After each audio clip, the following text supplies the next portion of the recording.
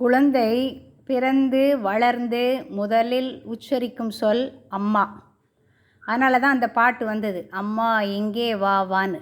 அதனால் அந்த பிள்ளைங்களுக்கு சொல்லி கொடுக்கும்போதே நீங்கள் என்ன பண்ணிக்கணும்னா, அந்த ஏல வார வார்த்தையே அன்றாடம் பயன்படுத்தும் வார்த்தையே நீங்கள் பயன்படுத்தணும். அப்பா, அடுத்தது என்னது அம்மா, அடுத்து என்ன வருது அக்கா. இதே மாதிரி அவங்களுடைய பெயர்களும் ஏல வாரதே சொல்லி கொடுத்தீங்கன்னா அவங்க என்ன செய்வாங்க, அந்த எழுத்தை சரியாக கண்டுபிடிச்சிக்குவாங்க. அடுத்த இதில் பாருங்கள், அதில் வந்து ஒரு 3 பேர் இருக்காங்க. அதில் ஒருத்தங்க அண்ணன், அவங்க பேர் என்ன கொடுத்துருக்கேன், அஜித்னு கொடுத்துருக்கேன்.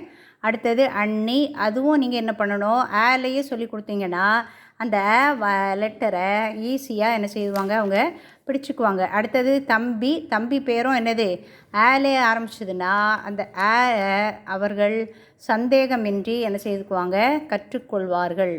தேங்க்யூ.